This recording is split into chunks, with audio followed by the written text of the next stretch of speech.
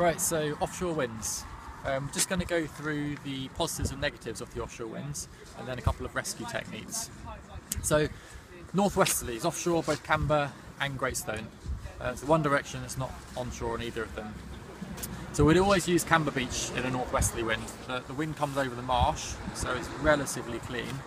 And we've got safety boats here. So if someone gets blown out, then we can go and pick them up. Now the positives with the offshore winds is that firstly the beach is empty, there's never any other kite surfers because they'll get blown away, and more importantly it's always super flat, so there's no waves, which means it's nice and shallow for a long way out and it's really easy to learn. So it's brilliant for board starts. So long as the wind's strong enough and it's clean enough, then it's really good learning conditions. The negatives are obviously your students can get blown out to sea, being the worst one. And the wind can be quite gusty because it's coming over the sea wall and the new rock revetment, which is a lot higher than it used to be.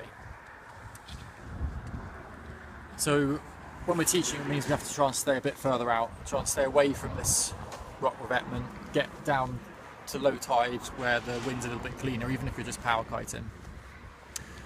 Right then, so most important part for the lesson is probably the control of the whole lesson. So before I begin an offshore lesson, I'll set my parameters quite strictly for the students. They can't go too far out to sea, they can't go too far away from me, and I'll set some rules with a whistle so I can control the lesson even if I'm not near them. I can whistle to get them to stop, I can whistle to get them to come back to the beach. I can just keep good control with a good brief at the start of the lesson. Students know exactly what to do. The good way of stopping them from getting blown out is to make sure you do all your body drags and board starts back towards the beach.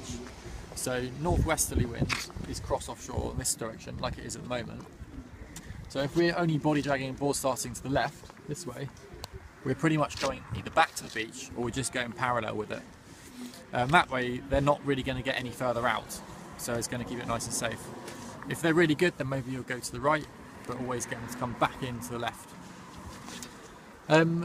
Before I start the lesson, I'll teach the student to always relaunch the kite on the seaward side, so that if they're messing around trying to relaunch it for ages, or they're going out their depth, you teach them to bring the kite round to the beach side, and the whole time that they're relaunching or they're getting blown, they're going to get blown back towards the beach, rather than if it's on the other side, they're going to be getting blown out to sea. And the same applies on a cross-shore wind. So cross-shore is almost as dangerous as offshore, because they're not going to get blown back towards the beach, especially if they're out at their depth. The same sort of parameters and rules need to be applied. Another thing is trying to keep your students shallow enough. So we want them waist deep so that it's safe, they're not going to hurt themselves, but we don't want them going out to shoulder depth, because then they can't touch their feet on the ground and they'll more easily be blown away.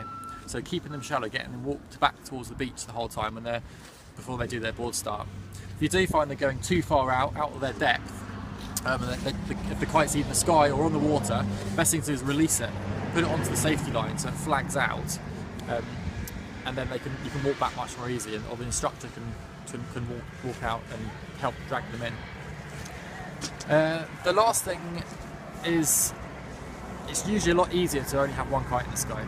So if we see a forecast where it's going to be in offshore winds, northwesterly, we'll try and get more instructors to teach so we can get the group sizes smaller, so each instructor only has to have one kite, so maybe 2 or 3 students on a kite rather than 4. As soon as you have 2 kites up, it makes it really difficult, because you'll be teaching one guy and then suddenly you look round and your other guy's just kite surf straight out to sea, and you've got to go and rescue him, and you've got to get the boat out. Okay, we're going to go through a couple of offshore rescue situations now. We're going to go out onto the water, get the boat out and show you how we rescue the students.